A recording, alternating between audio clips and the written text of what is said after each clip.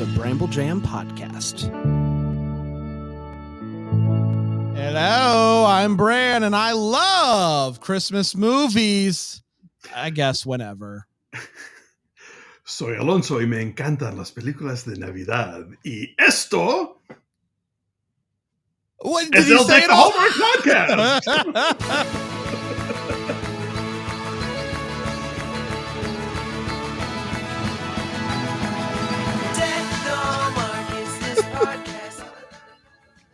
I don't know, man. You're the best. That was some deer in the headlights, sir. What? I mean, I know. Am I having a stroke? Is he having a stroke? Did I like turn off the translate thing in my mind? Wow. You clicked on the wrong Netflix thing. I clicked on the wrong thing. I'm like, where are the subtitles? Well, how do I find this? Oh my gosh. Well, I know you did, but I didn't hear you say your name. I did, but it's Alonso in Spanish, so it sounds different. Oh, Alonso.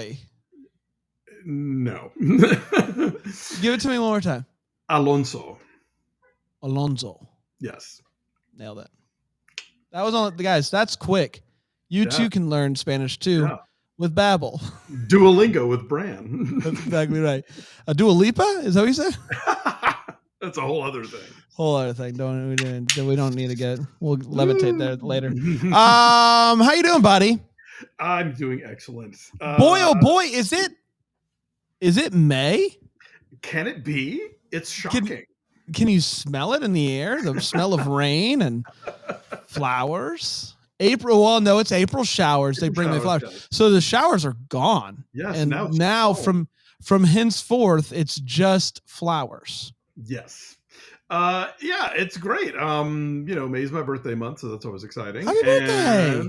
Thanks. We're not there yet. And I'm not one of those people that takes the whole month. Knock it off. The thing, people have this assumption that summertime in Los Angeles starts at like Memorial Day, and it doesn't really kick in until about August. May and June are sort of famously overcast here. So you can get some days that are kind of windy and bleh, and you can always spot the tourists because they just are in like tube tops and shorts thinking, yeah, California sunshine. Like, no, that comes later. That comes later. Yeah. How's it all with you, sir? Just hot and awful. I hate it. Does it get muggy in that Greenville? Gets hecka muggy, and the bad part also is like April showers bring May flowers. It's kind of true, but like the pollen has already been out and running for a month now, and so it's not going to get better. May showers are from your eyes and nose. I think May is it's just a sad month all around, Well, look, it's getting hot. It's eyes getting on hot. the prize. Christmas in July. It's. I know July is great. I'm going to go on record and say that I think May is my least favorite month of the year. Wow. Okay. Because it's May. Yeah. Oh, you May lovers out there, get out of here. Go kick rocks. Hey, let me ask you this. A couple weeks ago, on the Bramble Jam Plus Facebook group, Deck the Hallmark, there was a panda posted a picture of him in his mime gear. Do you remember this? Yes, I did. Have you ever mimed? I took a mime class in 7th grade to get out of PE. Oh, so yeah, I can do the box. I can walk against the wind. Trust me. I can't believe that Alonso would try to get out of PE with mime class. This is the shocking development of the year that no one saw coming. Well, you can believe that I want to get out of PE class. You can't believe that I did something that was nonverbal. That was it. That was the only option. So I was like, all right, I'll take it. If given the option between dodgeball and being hit by a fake ball. Exactly. I'll go with the fake ball any day of the week. Man, that's a treat. But did you have any garb that you had? Like, did you get gloves?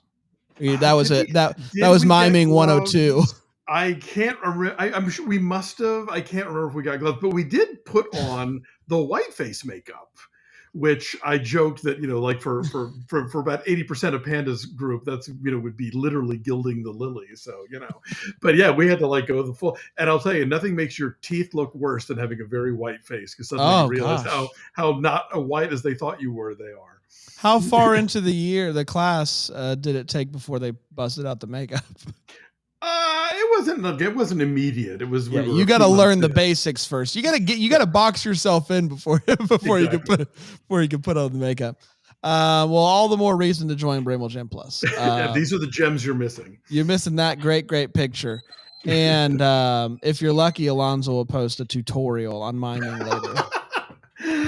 Oh, would that I knew everything I've forgotten about miming. I'll tell you. Well, I think what I'm going to get you for your birthday is like a mime masterclass for you. Oh God, no! That is part of my past. I decided that like making my living from words was a much better idea. No, I'm going to get you a mime class that specializes in 90s contemporary Christian music, because that's the only way to mime.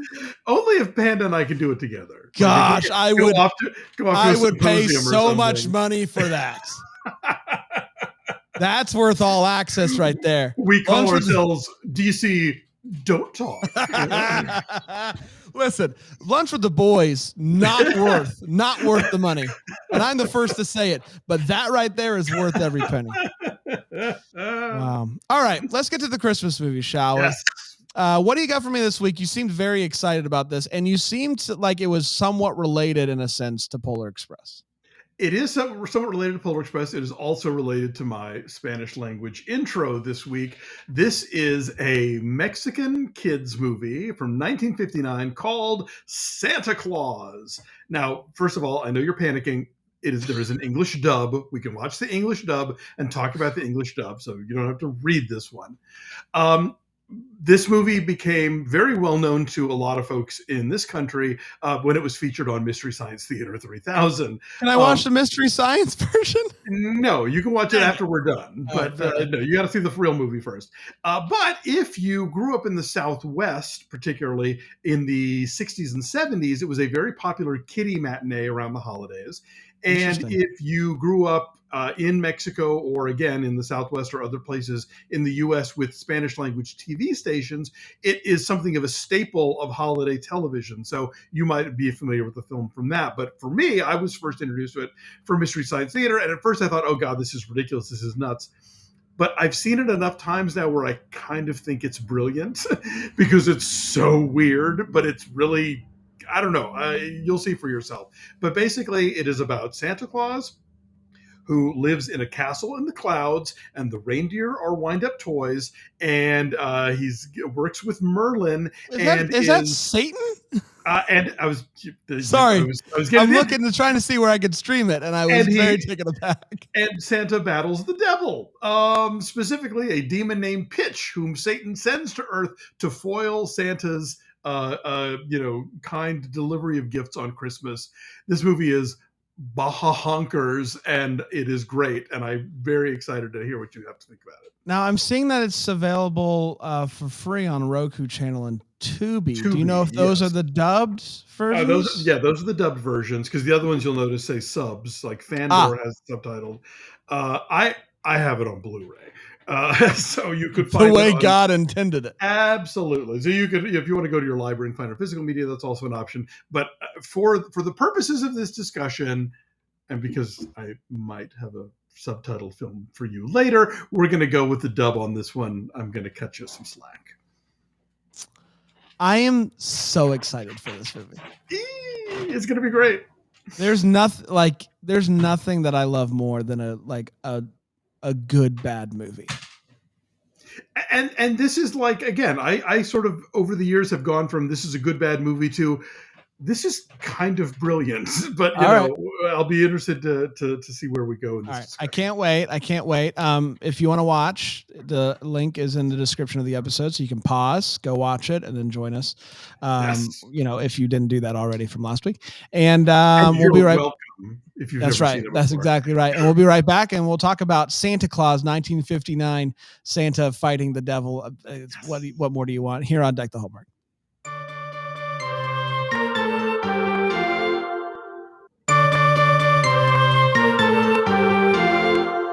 We're back, everybody. Just returned from my viewing of the 1959 Santa Claus, and we're ready to talk about it. But before we do, Alonzo, would you mind giving us a synopsis for the people out there that didn't find it, track it down, and watch it? Sure. Santa Claus, which opened sometime, I think, in the United States in 1960, but won the Best Family Film Award at the 1959 San Francisco International Film Festival, went a little something like this. Santa Claus, he lives in a castle in the clouds above the earth in space, and his reindeer are wind-up toys. Why? Because budget. Does he have elves? No, he has children from around the world. Are they actual children? Are they immortals that look like children? We don't know. It's the big night, and Santa is ready for his trip around the world with the help of his good friend Merlin, who has given him a flower that makes him disappear, powder that makes barking dogs fall asleep, and a key that will open any door that was forged by the Roman god Vulcan. Because of course. Santa's got one night to cover the entire Earth, but mainly we see him in Mexico. There's a young impoverished girl named Lupita who really wants a doll. And there are some mean kids who are getting up to mischief.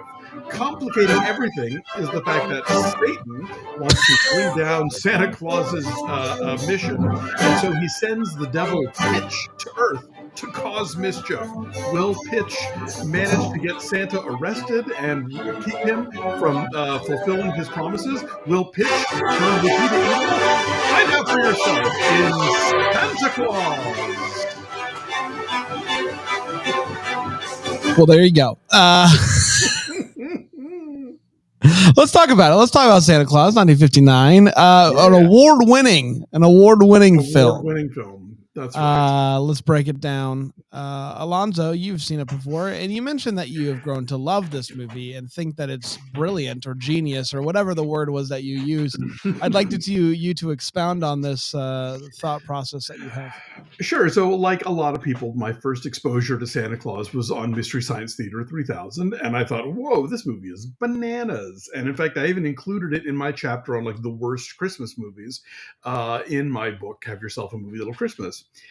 But here's the thing, repeated exposure to this film, and Brand, you will find yourself wanting to see it again. You may not believe that now, but you will.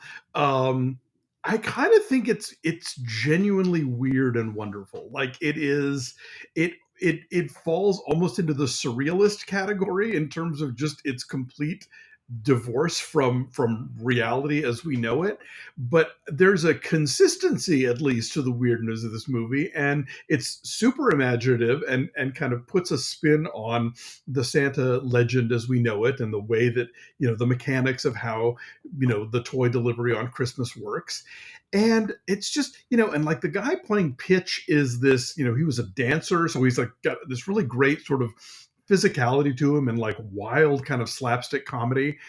I don't know. It's bonkers, but I kind of love it now. And maybe the movie just broke me. Maybe this is Stockholm Syndrome talking, but I think it's pretty rad. How did your first viewing go? Well, sir? Can I just tell you, how did you go from seeing it to watching it time and time again to get to that point? Well, I'd seen the MST episode several times, which I need to watch. Oh, you should for sure. And then there was a theater in Los Angeles that actually screened the movie itself. Like they found a 16 millimeter print of it. So that was the first time I got to see it uncut. And so like the Vulcan stuff isn't in the Mystery Science Theater version. There's a few other things that aren't quite in there. Like I think there's a whole big devil dance number at the beginning of the movie that I don't know if that made it in. There is that. And then a few years ago, somebody put a Blu-ray out because like this movie does have a cult following, like outside of MST. Like I said, for a lot of kids, like if you grew up in Mexico or even if you grew up in the southwestern United States, like this is a movie that would pop up on TV at Christmas time. It would show in like the kiddie matinee movie circuit. So yeah, I just have seen it a bunch now, and I'm Team Santa Claus. What can I tell you? So this movie is insane. It Like is. what a ride. I am not a frequent, I should just say I'm not a drug user. But if I were, this would go straight to the top because I imagine it's freaking awesome. This I haven't been down that road, but you're giving me ideas now. this movie is insane. That's the only that the dance numbers alone are enough. For sure. Yeah. The nightmare dolls are like. But this is what I found. I found myself being captivated by the set pieces in this movie, namely the I don't know, binoculars, whatever it is that allows him to see. It's an actual eyeball on the end of it. Let's paint a word picture. Like how does Santa keep track of good and naughty children? There's a big eye on like an extended thing that looks down at the earth. There's a mouth built into the wall of his like laboratory when he overhears children talking. The mouth, right? But that mouth is connected to another like it's the ear oscillating fan, right? Yes. Yeah. The lips are terrifying. It's terrifying. But I'm fascinated by these set pieces. Like how they got there is I would just like, how did you get to being like, you know what? I do think we need to build these and I think it's important. I don't know. And another question is, how did we get to the devil? How did this story come about? I think that this is, when you're talking about like a very strongly Catholic country like Mexico. I mean, just my parents are from Spain, so I can't say for sure, but I think that when you incorporate Santa into this very, to a very religious country's sort of take on Christmas, like you'll note one of the very first things you see Santa do is set up the creche. Set up the nativity scene at the North Pole. He's like talking to it. So we're clear, like whose holiday this really is. He does a little shout out to baby Jesus at one point, like to start off Christmas Eve. Exactly. Lest there be any confusion. And then, so the devil clearly like sees Santa as a big impediment, and if he wants to take Christmas down, he's got to start with the big man. I was saying the North Pole, not even the North Pole. He's in a castle in the clouds. So you get this whole thing of and this movie was actually released at certain times as just Santa versus the devil. Yes. Which if you look it up on Roku, it's that. Oh, funny. So it's different on Tubi, it's Santa Claus, and then on Roku, it's Santa Claus versus the devil, which is hilarious. Interesting. I think just a very weird movie, just in general. My mind was just racing, like with how did they come up with this, like just different things that were happening, but the set pieces are truly like just like weird, like art. It is like these are like the lip thing with the computer is something that I would feel like I would see in some weird obscure New York art show that I would walk through and just be like, and it's moving and you're like, what?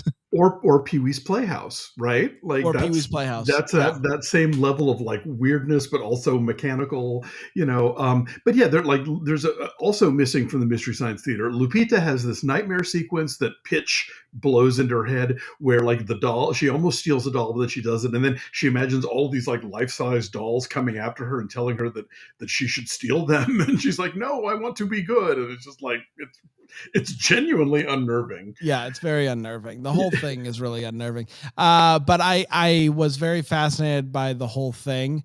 I'm not to the point to where I think that it is like genius or brilliant or good. Check But back it with me is in 10 years. it, You know? it was definitely an experience and one that I did quite enjoy. Oh, good. And I'm glad you got to have that experience. And, it, you know, like Santa becomes a waiter at one point and brings a rich kid's parents a cocktail of remembrance so they'll know to go home and pay attention to their child whom they ignore. I found this Santa to be very creepy, and I found the children to be even creepier. Except Lupita. She's adorable. Adorable, yes. But the children at the North Pole at the beginning, where they're Oh, yeah. singing their languages and they're doing this weird, very, Yeah, very. this lengthy thing, and then and some really unfortunate like ethnic and racial stereotyping. I'll just put that out there for anybody seeing this movie for the first time. This is the kind of thing that if you were to see it on Disney Plus, it would have that warning at the beginning about outdated cultural representations. Yeah, for sure. Oh boy, yeah, what a treat. And then there's like one scene where a kid, like he wakes a kid up and the kid like hugs him and he's like, "I love you," and he's like, "I love Yes. you," and He's hugging because Santa's he's boots. hugging Santa's It's a boot. moment. Yeah. That whole thing's weird. It's all weird, but It's all weird. it's all weird. It's just a weird thing, but I did have fun. So there you go. I'm just watching it. The thing that I like, I wish I should have kept a tally of how many times I thought to myself, how did this come to be? Like just little individual things. Like how did we get to this point? Yeah, this is directed by Rene Cardona, who is best known for making, like, I don't know if you've ever seen any of the sort of lucha libre movies of the 60s. Like, you know, his most famous one is a movie called Wrestling Women versus the Aztec Mummy. But basically, he would do these movies where like these wrestlers were also like super scientists and superheroes, and they would battle like demonic forces or mummies or, you know, whatever kind of things. And it was a whole genre of movies, and they're crazy. And then he also makes this Santa Claus film. He has a lot of battle movies where good things are fighting bad things. This is true. Santa versus the devil, you know, but in a literal sense, like not in not in the ring. Yeah. No. And then and then this American producer named K. Gordon Murray bought it, and he does the English language narration, and again just played it like for years and years, and even like if you get the Blu-ray, you see like they even made these sort of like short films using some of the like Santa's workshop sequences and stuff, and sort of pulling them out and doing other stuff with them. Like he was very resourceful as a low budget, you know, indie producer would be. But this movie is bonkers, and you'll really enjoy the Mystery Science Theater version now that you've seen it unadulterated. My experience with Mystery Science is relatively small. I haven't done a lot of them, but I think, you know, but this is definitely up at the top of the list now, though. For it's sure. Gotta be. But I will like again, going back to the set pieces, but even like the town, like the background, and he was in the pitch was on the roof and he's moving the chimney, like all those things were like really like neat. They were just kind of cool. Like when the kid, you know, the I love you Santa kid, when he has that dream and it's like it's the giant boxes and it's his parents, you know, like that. It's just strange but fascinating and unforgettable. Like you will, things will remind you of this movie for a very long time, or you'll just randomly like, oh, yeah, I saw a movie where that happened. that I have no doubt. Let's do Christmas Spirit. Alonzo, where do you put it? Real high. Look, if you aren't like up to here with Jingle Bells by the end of this movie, believe me, you weren't paying attention, because it's like the constant background music. I mean, it is set entirely on Christmas. The story is all about Christmas. You know, you get a lot of festive decoration and, you know, big tree at the rich kid's house and stuff. So I'm willing to go 9 on this one. Yeah, it starts high and then weirdness takes over. You know, it's like you want to stay in the Christmas spirit, but then you find yourself being pulled out of it by I don't know, the devil. And who says there's no room for weird at Christmas? Come on. Absolutely, absolutely. But there is no room for devil. I think the devil knocks it down a good bit. So it's like a 7 for me. 6.5, 7. Okay, that's an 8 average for us then. There you go. go. It's I can live not with too that. bad. Yeah, I mean, if you can keep your Christmas spirit with the devil attacking you, then all the power to you, personally. Well, and really, isn't that? Aren't we all doing that? Amen. Commercialism. We're looking at you. Let's compare it. Let's give a recommendation. Ooh, gosh. I mean, this might be the one where I say like Santa Claus conquers the Martians, just in terms of just utter oddness and grafting of Santa onto a whole other genre almost, or that it feels like this is a lucha movie with Santa, and that's a sci-fi movie with Santa, so and also there's a Mystery Science Theater episode of it. So yeah, I would say watch. You should see Santa Claus Unadulterated. You really can just watch either the Mystery Science Theater or the riff tracks or the cinematic Titanic version of Santa Claus Conquers the Martians, where no jokes overlap, because that movie is nutty enough to be riffed 3 times. I haven't seen it. You don't have to watch the full thing necessarily. You're not missing that much. I've seen a clip or two, but I haven't got. What is cinematic Titanic? Cinematic Titanic was okay. So there was, when Mystery Science Theater started, Joel Hodgson created it, and there was the original cast that did it. Right. And then years later, after Joel left, Mike Nelson took over as the main guy doing it. And actually, Mike is the one who does the Santa Claus Mystery Science Theater episode. Joel does the Martians. But anyway, after Mystery Science Theater ended, Mike and a couple of the later cast members started riff tracks, and then Joel got together with a lot of the original people like Frank Conniff and Mary Jo Pehl and Trace Beaulieu and J. Elvis Weinstein, and they started Cinematic Titanic. Fascinating. So yeah, there's a whole lineage here. It sounds like they're all on great terms. More than not, I think there might be a couple. You think so, really? Yeah, from what I know, there might be a couple of testy relationships in there, but for the most part, I think they're all. It to me, it sounds like somebody like Dan leaving Deck the Homework in a couple of years, like starting a podcast that's like reviewing Up TV. It's like, we get what you're doing here, pal. Look, I will remain Switzerland and do both shows. As you should, my friend. I mean, I'll do both shows. Who am I kidding? If you're looking for a bad Christmas movie, look no further than Christmas in Carolina. I'll recommend it anytime I can.